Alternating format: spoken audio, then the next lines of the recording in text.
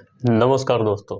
आप सभी को पता होगा कि अभी कुछ ही दिन पहले एनटीपीसी का वैकेंसी आया है जिसमें लगभग 10,000 कुछ सीटें हैं और ये बहुत ही खुशी की बात है। लेकिन सबसे बड़ी दुख की बात यह है कि जो पिछले वैकेंसी आया था उससे आधा से भी कम वैकेंसी आया है। तो इसमें कैंडिडेट तो भरने वाले लगभग सेम ही रहेंगे, लेकिन कंपटीशन बहुत ही हाई लेवल का होने वाला है, बहुत ही टफ होने वाला है। 2019 में लगभग 35,000 वैकेंसी था जिसमें हमने भी एग्ज़ाम दिया था। उसमें मेरा प्री भी निकल गया था और 2022 में मेंस का एग्ज़ाम हुआ था, तो मेंस भी क्लियर हो चुका था, लेकिन मेरिट में हम छट गए थे।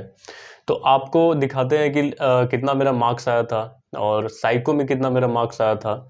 तो लेवल 6 का जो भी रिजल्ट मेरा आया था वो आपको दिखाते हैं। तो दोस्तों, आपको स्क्रीन पे दिख रहा होगा, यहाँ पे देखिए मेरा रोल नंबर ये था और रजिस्ट्रेशन नंबर यहाँ पे दिया हुआ था और मेरा नाम विक्की कुमार यहाँ पे लिखा हुआ है। और आरआरबी मेरा सिकंदराबाद फॉर्म भरा हुआ था और CBT 2 में मेरा 72 मार्क्स आया था आउट ऑफ 120 में, और ये लेवल 6 का रिजल्ट है। तो इसमें जो कट ऑफ था वो हमने क्रॉस कर रखा था मेंस का। और इसके बाद हमारा साइको का एग्ज़ाम हुआ था, वो भी आपको दिखाते हैं। ये देखिए, ये मेरा साइको का रिजल्ट। इसमें आप देखेंगे यहाँ पे, तो यहाँ पे भी देखिए, यहाँ पे रजिस्ट्रेशन नंबर दिया है और यहाँ पे रोल नंबर है, नाम भी मेरा यहाँ पे लिखा हुआ विक्की कुमार। और यहाँ पे देखिए साइको में 5 टेस्ट होता है। टेस्ट 1 इंटेलिजेंस टेस्ट होता है, टेस्ट 2 होता है सिलेक्टिव अटेंशन टेस्ट, और टेस्ट 3 होता है स्पेशल स्कैनिंग टेस्ट होता है, टेस्ट 4 होता है इंफॉर्मेशन ऑर्डरिंग टेस्ट होता है, और टेस्ट 5 जो होता है, टेस्ट 5 में 2 पार्ट होते हैं। इसको फैक्टर जी और फैक्टर क्यू के रूप में जाना जाता है, जिसमें पर्सनालिटी टेस्ट किया जाता है आपका। तो इसमें जो टोटल कंपोजिट टी स्कोर होता है, इसमें टी स्कोर टोटल 400 का होता है और इसमें मेरा आया था 337 नंबर। यहाँ पे देखिए 337 नंबर 400 में से मेरा आया था। और आउट ऑफ 30 में से देखिए यहाँ पे आउट ऑफ 30 मार्क्स में से मेरा कितना आया था, तो मेरा आया था यहाँ पे 21.10556 आया था मेरा। और इसका जो, इसमें आप पास हो कि नहीं पास हो इसमें लिखा जाता है। देखिए यहाँ पे डिसीजन यहाँ पे लिखा हुआ है, डिसीजन मेरा क्या था, यहाँ पे देखिए सूटेबल। यहाँ पे डिसीजन सूटेबल का मतलब होता है कि आप साइको क्लियर कर रखे हैं। अब आप साइको का एग्जाम जो दिए थे वो आप पास कर रखे हैं, तो यहाँ पे सूटेबल लिखता है। और पास अगर नहीं करते हैं तो नॉट सूटेबल लिखता है।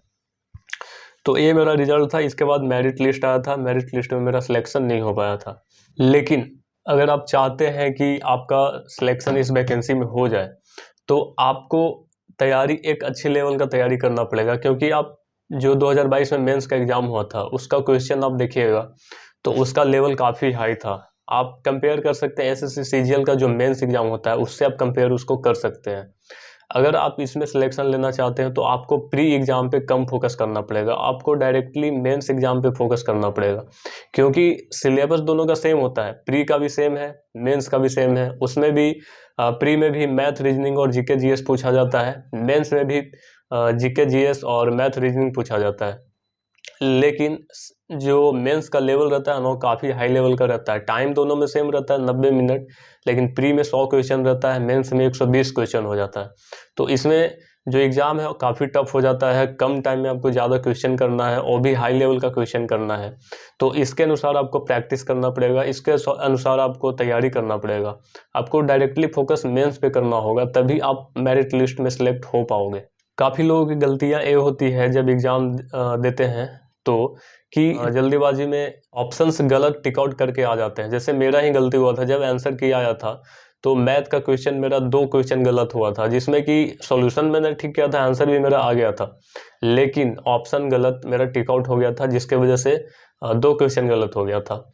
अगर वो सही हो जाता तो शायद मेरा सिलेक्शन हो पाता मेरिट लिस्ट में भी। तो आप इन चीज़ों पे ध्यान दीजिएगा, इन चीज़ों पे फोकस कीजिएगा, इसका भी प्रैक्टिस कीजिएगा। और अगर आपको एग्ज़ाम क्रैक करना है तो आपको तैयारी अभी से ही शुरू करना होगा। आपको ये इंतज़ार नहीं करना होगा कि एग्ज़ाम कब होगा और कौन सा कंपनी लेगा, ये चीज़ पे फोकस मत कीजिए, आप अभी से ही तैयारी शुरू कर दीजिए। तो दोस्तों, आज के लिए बस इतना ही। मिलते हैं अगले वीडियो में। अगर आपको पसंद आया तो वीडियो को लाइक कीजिएगा, शेयर भी कीजिएगा, अगर चैनल पे नए हो तो सब्सक्राइब भी कीजिएगा। धन्यवाद।